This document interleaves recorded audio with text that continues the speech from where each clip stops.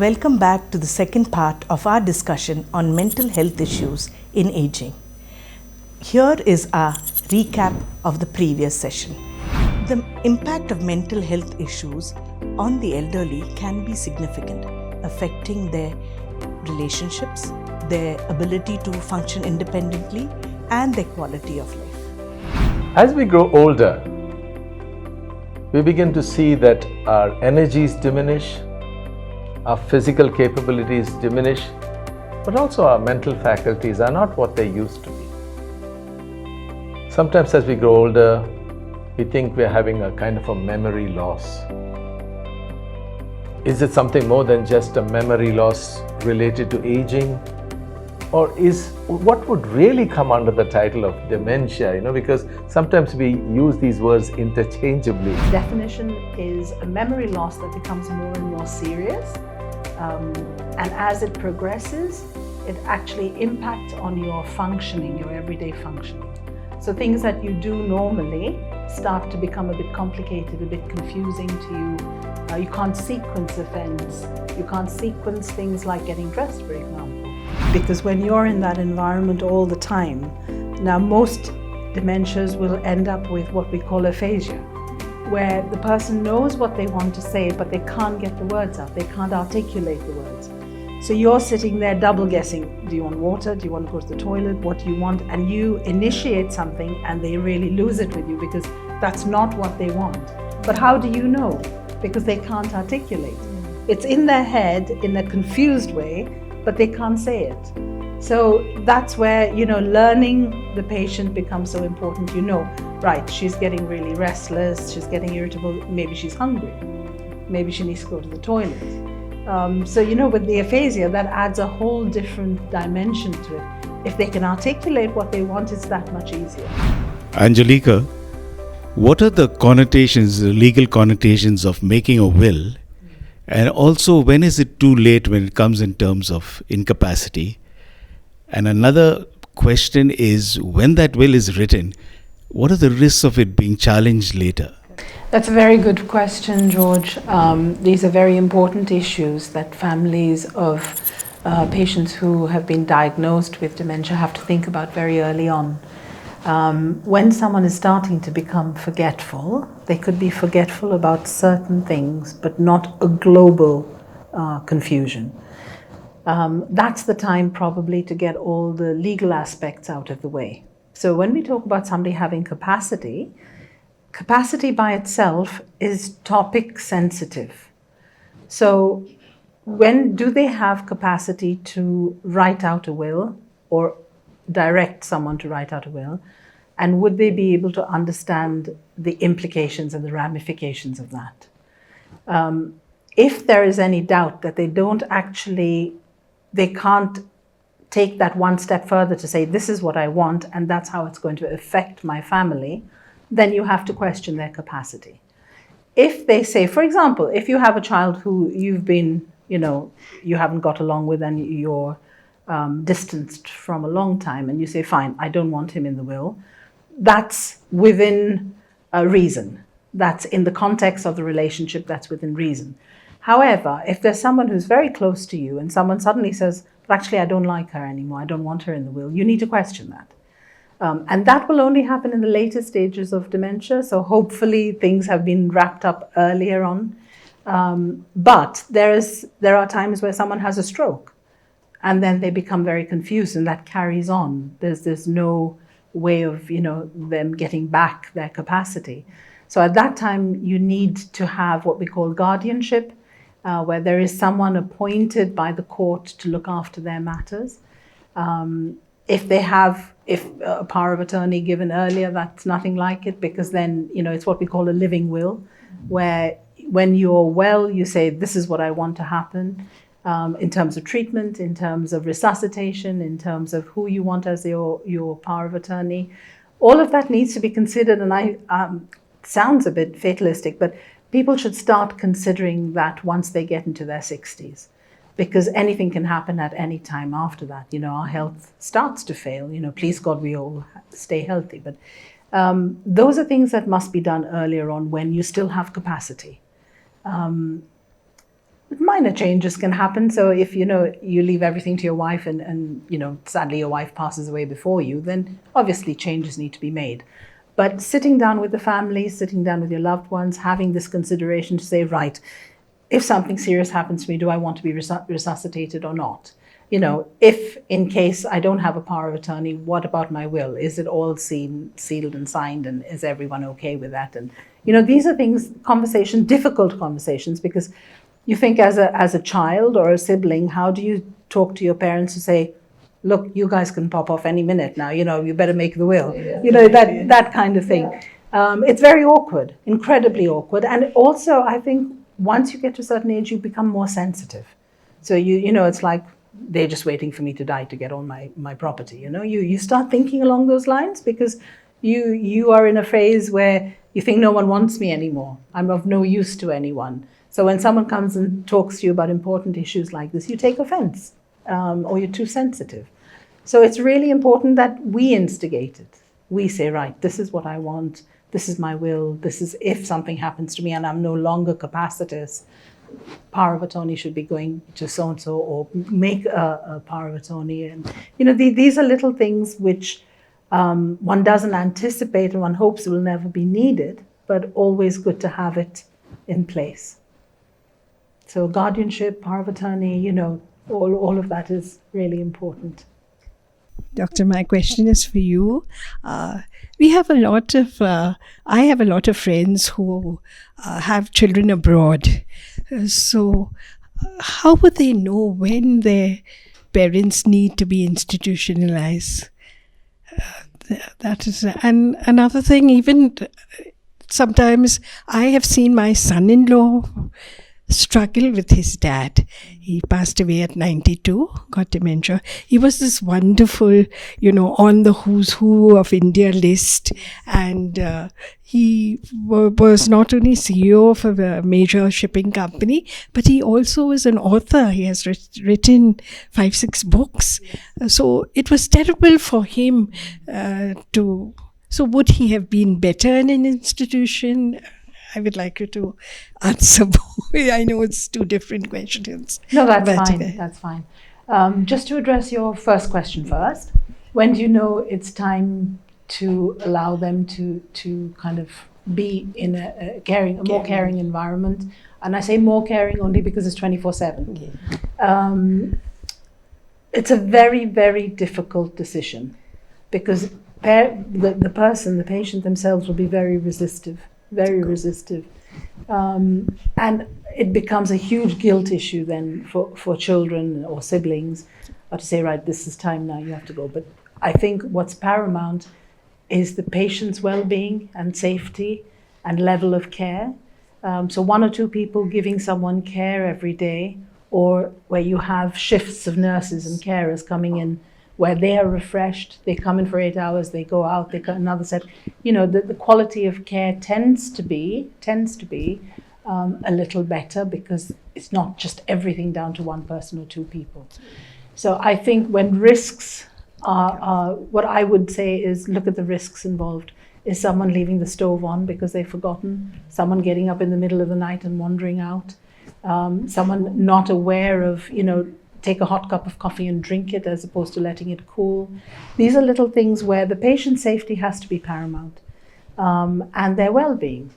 So it also has practical implications, Evelyn. So if you're caring for someone who is incontinent and they have diapers, and someone doesn't come to collect the diapers, who are you going to collect? That's clinical waste. Who comes to collect it? Is it in the garbage? Is it in, if they don't come, then that's lying there for a day or 2. So they're very practical issues as well that you need to think about, Whereas with a nursing home or a hospital or what it is, they have systems in place. They've got the infrastructure. When you're on your own at home, all these things add up, it becomes very stressful. Does the patient choke when he eats? Do they need a special kind of feeding mechanism? Are they eating enough? Are they not eating enough? Is nutrition being, monitored? So there's lots of things, lots of benefits of being in an environment which is more clinical. But the decision is still very hard. It is very hard, and can only be made by people who are your loved ones. It's easy for us to say on the outset, actually, it's time now. They have to get to that point where they think, I can't do this anymore. As an elderly person who, with children out, Yes. not me, but I know a lot. Yes. Will the patient be able to tell how would that person know when to tell their son or daughter that I need to care? Well, one would hope there's enough support around to start noticing the decline. The patient themselves are the last ones to know, really. Yes. So it has to come from people who are around them, people who are in contact with loved ones who are abroad, or when they come on holiday, they notice the decline. Very rarely you'll find the person himself saying, I need to be in a home. Because your home is your home, it's a familiar environment, absolutely. So it has to come from observation. It has to be objective rather than subjective. Yeah. Thank you. Just a small Add question on. related to that. Because you say they never want to go to a home. Yeah. So, I know a case where, you have to just tell lies to get them out of their own home into an institution. At least that was in that situation. Yeah. I don't know whether that's the done thing or not. Yeah. Because this particular person would never agree on her own Yes. to move out. Yes.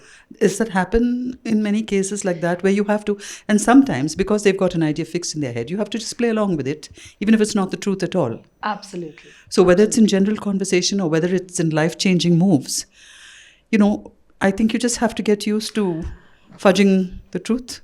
Yeah. I'm not going to categorically endorse being disingenuous with the patient, but we use covert methods a lot when treating people with dementia. So, for example, you give them medication, they won't take it. So we put it in the food or in the drink. So yes, we do have instances where that needs to happen. Sometimes when they go to respite, they don't want to go to a respite place for a week to give the carers a break. You do, make up a story about who's going to be there, who's going to visit you, see if you like it, that kind of thing. So yeah, absolutely, you have to. It depends on how confused and how much the illness is progressed, because once they get there and they settle for a couple of days, they might not even remember that they've had that move, if they're really unwell. Or you can find them, they're constantly restless, wanting to go home. They're constantly walking around, thinking, how do I get out? How do I go home? We have lots of instances where people have managed to get out and they don't know where they're going, but they know that's not home. So again, idiosyncratic, you have to play it by ear. You have to know what the patient is going to respond to, or what your loved one's going to respond to. If you think that the knock-on effect is not going to be more detrimental than telling them the truth, then perhaps that's what you need to do. Because quite often you do. You have to distract them. You can't confront someone with dementia. If they say, you know what, I've made 2 cups of coffee because my husband's coming to have a coffee now, long deceased. You say, yeah, no problem, we'll wait for him. You have your coffee in the meantime. Mm-hmm. Go along with it. What's the point of saying, no, he died 10 years ago, why can't you remember? Yeah. There's absolutely no benefit in locking horns with them. Yeah. Absolutely not. Go along with it, So yeah, you have to learn how to play that game with the person to keep everything calm, to keep them comfortable, because once they're agitated and irritable, you've lost already. So yeah, I can understand why one would do that, but yeah, it's very difficult. It's very, very difficult.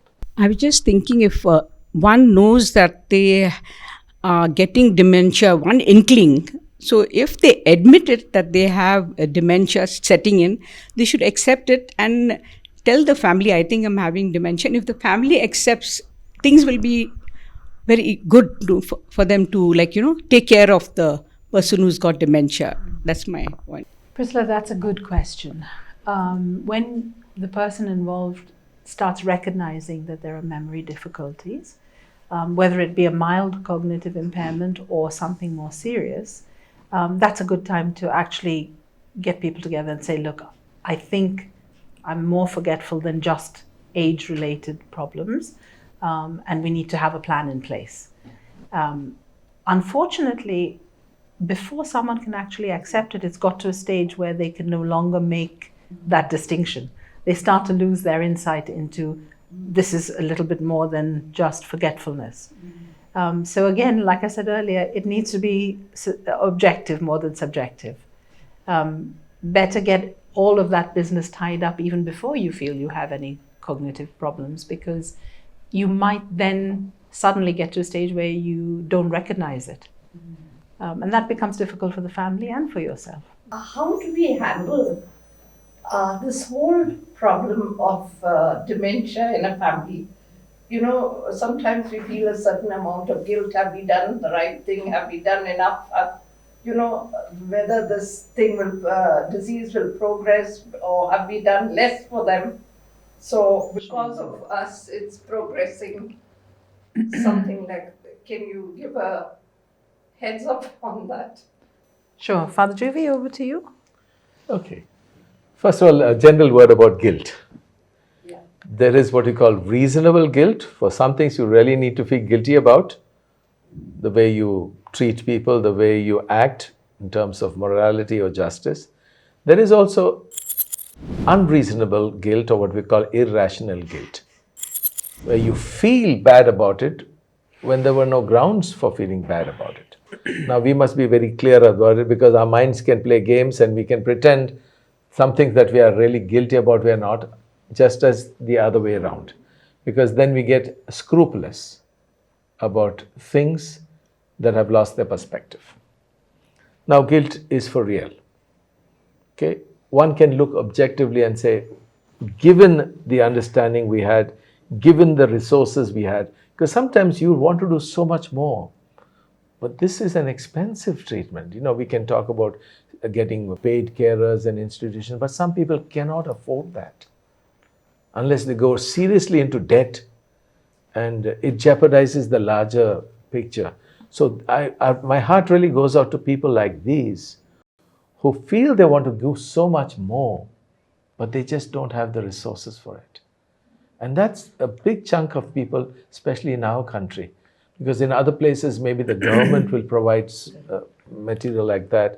They will, so you know, they are well looked after. But here, where even medical insurance is such a hard thing to come by for so many, to go through that, and sometimes they can feel a sense of guilt, we could have done more. But when you look at the bigger picture, and so it's important to talk this out with somebody senior, more mature, perhaps a priest or somebody, so that you can put perspective to what you feel and understand as guilt. Sometimes in guilt can come through elder abuse, because and I think maybe you can spell that a little more later. Sure. Because sometimes in the heat of the moment you can say things harshly, but are you saying it only in the heat of a moment, or is that become a pattern of your behavior? Giving cutting remarks to this person, you know, that's the thing that we also need to look at, this whole area of elder abuse, where how do you treat persons who have lost it, but you are treating them as though they're fully rational and fully there when they are not. It takes a lot out of you, because you need to have super patience, you need to have super everything, okay? But is that a mindset of just retaliating? Or you say, okay, I really need to breathe in and breathe out, or count till 10 before I say something, so that it does not become a pattern of behavior, okay? Because sometimes you do it and then you feel rotten and lousy, you feel guilty about it. So I think that's something that is so important. Sometimes, and now I want to bring in the religious question also, because you say, why is this happening? It happens among some religions. Is God punishing us? Is God punishing our family? Is there some, and sometimes dreadful, I wouldn't even call it theology, heresy. There's some sins of the ancestors are now being visited upon that. An absolute nonsense, but sometimes it's peddled as a kind of a theology. So it's important that we get a right understanding, and also what I would like to call a right theology, because the guilt can come out of a genuine sense of morality, but sometimes out of a false sense of theology and morality. So that guilt has to be addressed.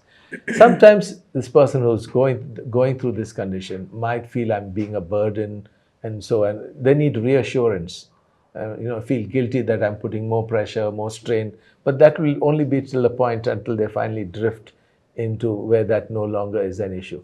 But in that intervening period, how do we help these persons to say, don't worry, it's something that we are there for you, give the assurance. I've had so many caregivers who assured people who have gone through this sense of guilt, am I being a burden, and assuring them, no, when we were young, you looked after us. Now, I like the word that two of you said, the privilege we have to care for our loved ones. What a powerful word that is. Just because it's a privilege, it does not make it any easier.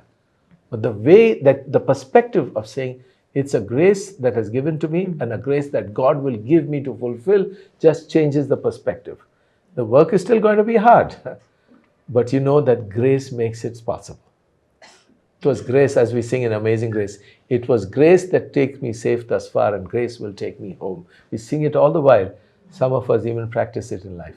And I think that's how we respond to this whole area about guilt on the part of the one who's going through this condition, but more importantly, also for the other members of the family.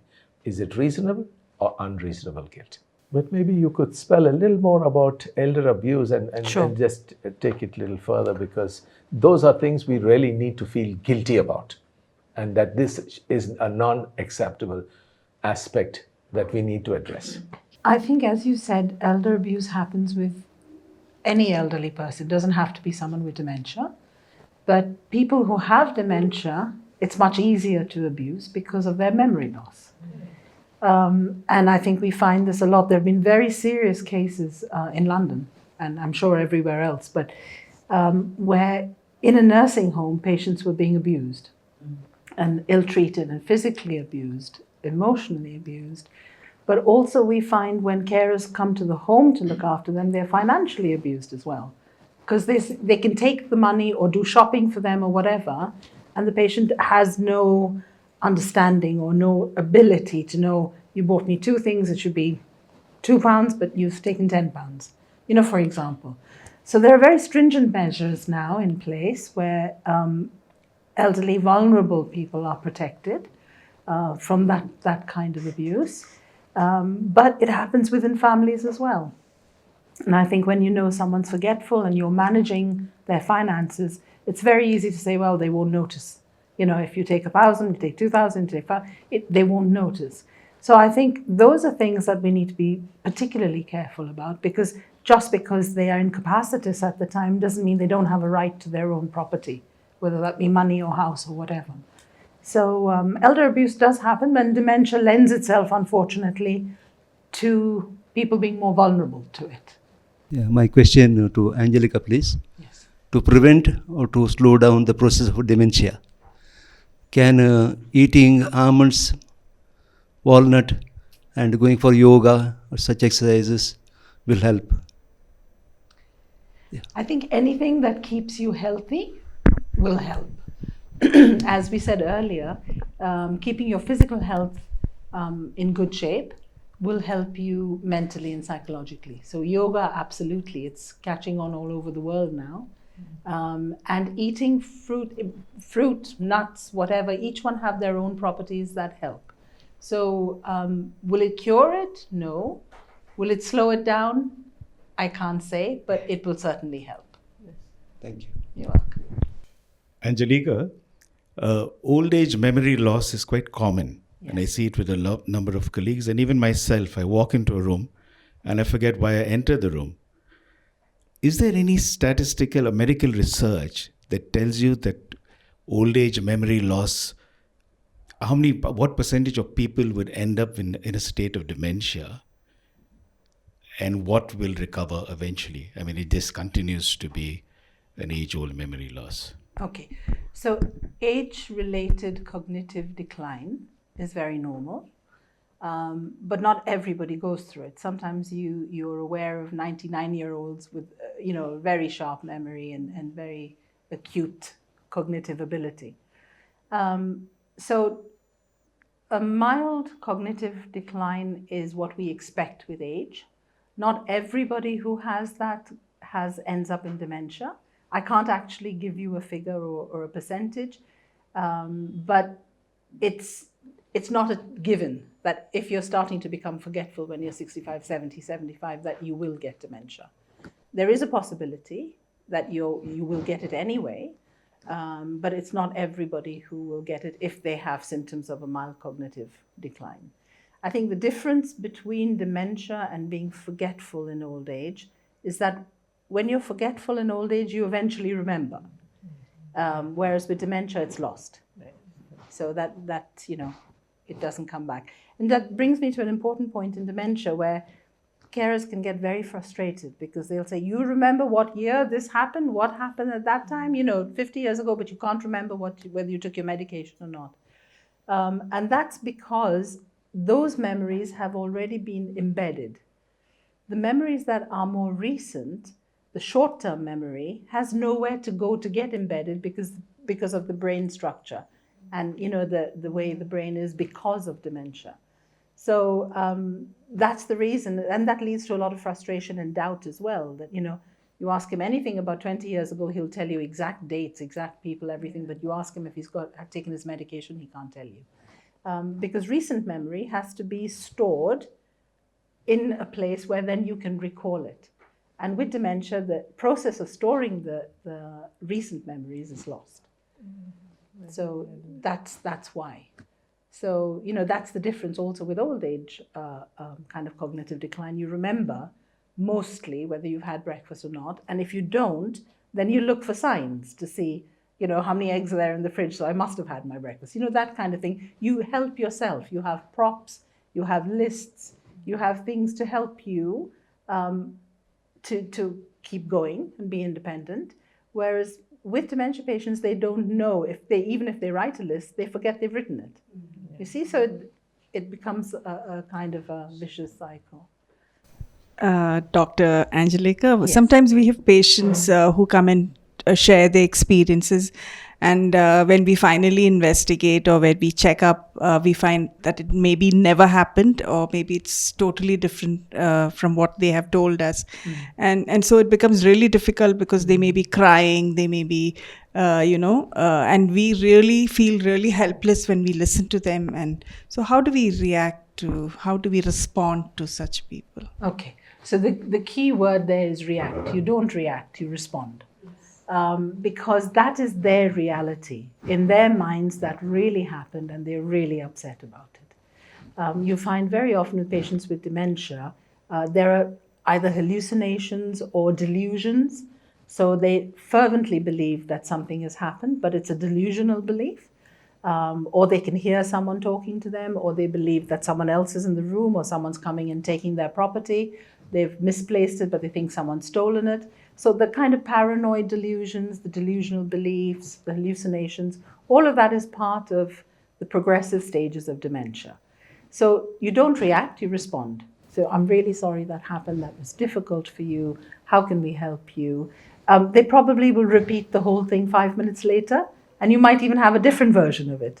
So you see, unfortunately with dementia, it's what we call tangles. So rather than the neuronal pathway being straightforward, they're tangled up. So a straightforward thought process gets mixed up with so many other things. It could be an experience from childhood, it could be an experience in adulthood, it could be delusional. So you don't really know, but always check it out, because you can't take for granted that what they're saying is not true, especially if there is something that's upsetting them, because it could have an element of truth, or it could be entirely true. But what we tend to do is say, don't worry about it, don't worry. But actually something could be happening that's upsetting them. Quite often we feel that they're being manipulated, or we feel that, she's just kind of becoming emotional to get what she wants. But very often, I think those are our weaknesses, that we become judgmental. We have to just go with where they're at, investigate it, make sure that there isn't anything serious going on that's upsetting them, but go along with it. Being confrontative is not going to help, and reacting to it is not going to, because that is their reality. In their mind, that really happened. And be prepared to hear it 5 times over in the hour. So it's that's the way it is. Father Juvi, how can faith and spirituality help in coping with these situations? Yeah, in situation like this, especially with dementia and larger mental health issues, one never knows how long this can last. It's like you can't put a timeline to it. And so in the struggles, in the pain, you wonder, where is God in all of this mix? Yes. As somebody asked me, where is God in all this mix? Actually, God is at the heart of it. Because this God who created us, body, mind, soul and spirit, it is from those hands of God that we came. And we will one day go back into those very hands. And in the journey of life, where some experience, this is a real cross for them. Because there is no sense of how is it going to unfold? We may talk about Jesus being stripped, scourged, nailed. And sometimes this is the reality of people who are going through that. And almost the cry of Jesus would be their cry, or the cry of their loved ones, my God, why have you forsaken me? It is at this time, I think, a very healthy understanding of God is so important. Because really, we are talking about health in its holistic form. When we talk about physical health, we have parameters that we try to follow, your blood pressure, your sugar levels. When it comes to psychological health, Angeliqueka has really spelled out so many different forms of medication, counseling, accompaniment. And therefore, when we look at the spiritual health, it's so important that we have an image of God that is healthy and that helps us in this process, rather than an image of God and a false spirituality that makes life even more burdensome. Because sometimes we can use, as I said, the karma or my past is, or the sins of the ancestors. We use these words to, or maybe God is punishing us. I mean, images of God that are not authentically biblical, but sometimes peddled by certain preachers. And I think it's so important to understand that this God who holds us in his hand, who grieves just as his own son Jesus was on the cross, is there with us. And Mary, as a mother, accompanies us in this journey of life to know that this is not just fanciful imagination, but this is a God who knows what it is and who walks with us, is one so important resource that we must understand. In all of this, there's only the prayer of surrender that makes sense, because we can't make sense of it otherwise. And that's why, as some people experience, cross as it is also the means of their redemption. Some people are going through a very difficult time, and especially in embracing difficult situations, and now that they're going through dementia, where the mind has erased some of those memories. I'm not saying it's a good thing, but having looked at something, how do we see it from the perspective of faith? That God is slowly preparing them for the final release, when they will be taken into his embrace. What about the members of the family? It's like as though they're keeping vigil, keeping watch over their loved one who's slowly fading before their eyes. It's not always easy. And that's why the support of prayer groups, the personal prayer where you can literally cry your eyes out to God, and that is prayer. Prayer is not just muttering certain formulae. We pray those formula prayers because they express deeply what we want to say, but we don't have the words. But the rest of the time, we're really praying from our heart. Lord, why is this? How long? We want to see your strength. My soul longs for you. And that's where the Psalms give us a certain strength as to deal with this. Psalm 22, which Jesus quotes on the cross, my God, why have you forsaken me? We understand that that's not the last word, because as the psalm ends, he says a sigh of relief that I have gone into your hands. We only see that one text that Jesus cries out from the cross. But those who really do a deeper study of the biblical text will know how that text ends. And it is not just a cry of despair, it's a cry of hope. And that is something, as I said, I began with saying, we don't know how long the journey will last. But what is important is that Jesus walks with us in this journey. He holds our hands. He puts his shoulder on our hand over our shoulder. He wipes the tears. because he journeys with us as we journey the way of the cross, which should become, therefore, a way of hope, because we have come from the hands of God. The safest place to be when you are going through this process, until we finally go back into the embrace of God.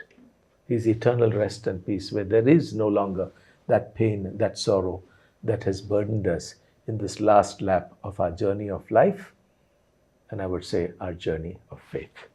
And hopefully this will be a great sense of strength and sustenance to us all.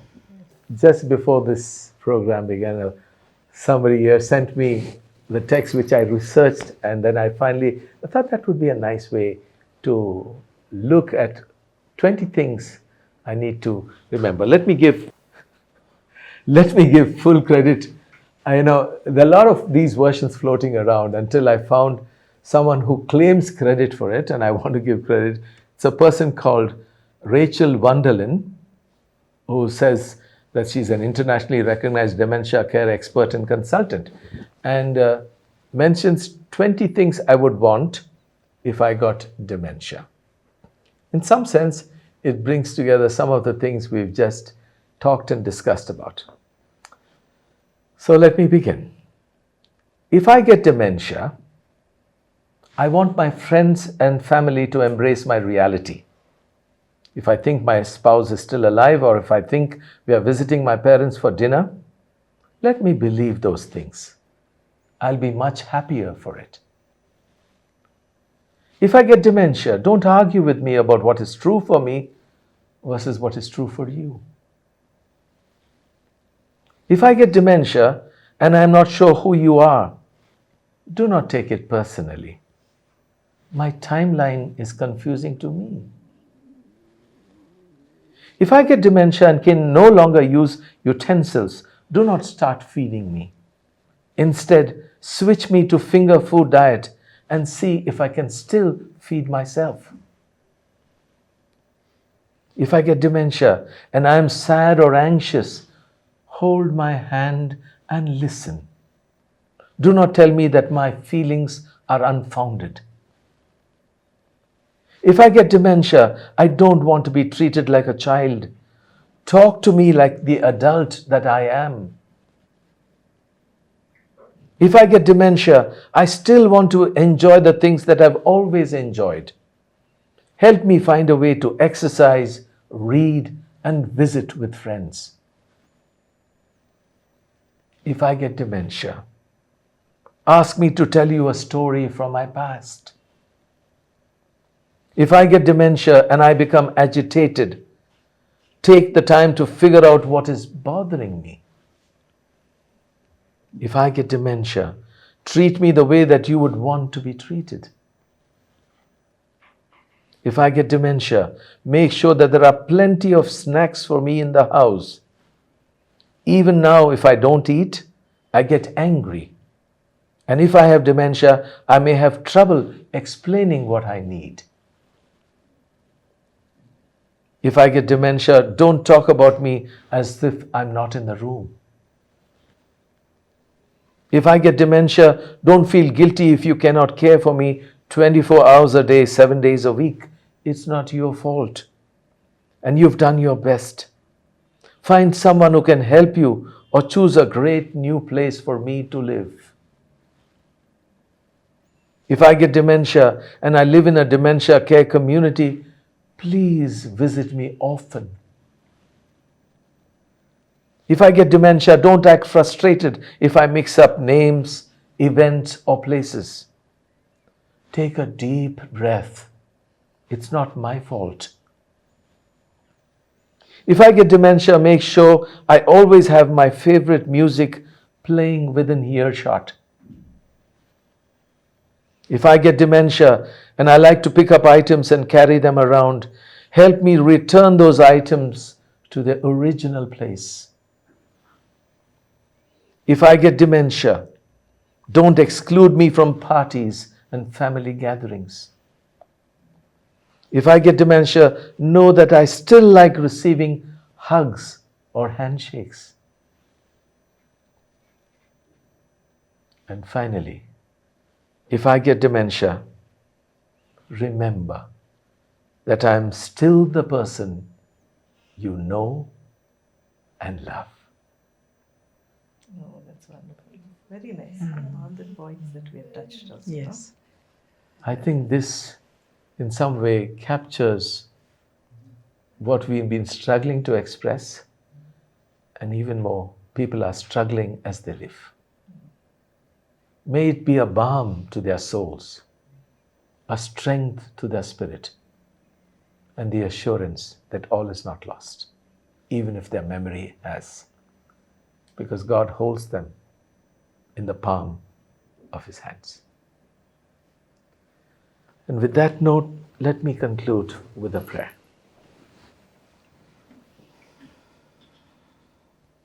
Gracious Father,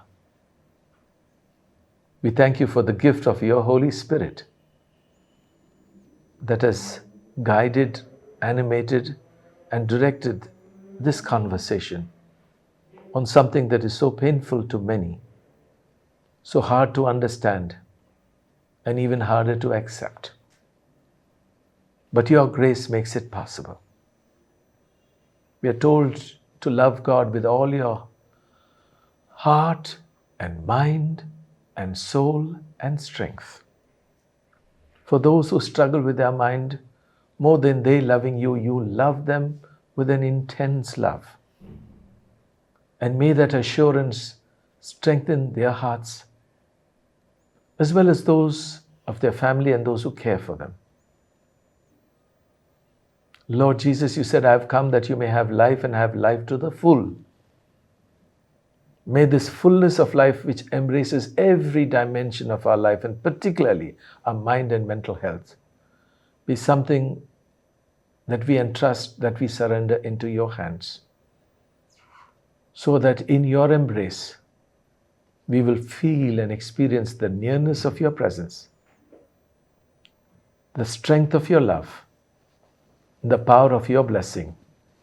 In the name of the Father, and of the Son, and of the Holy Spirit. Amen. And let us live in the hope and in the strength of the Lord.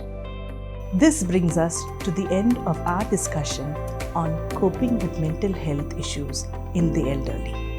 Thank you, Dr. Juvi and Dr. Angelica. We have certainly, become more aware of the aspects and issues of dealing with people with dementia and Alzheimer's and all. Thank you to the audience for your participation, and thank you to our viewers. Thank you for joining us, and I'm sure you would have found this discussion helpful. Please subscribe to our YouTube channel and like and share this video with your friends and family. We will always welcome all your comments below. So, signing off from all of us here at Aging Gracefully, a talk show for Evergreens.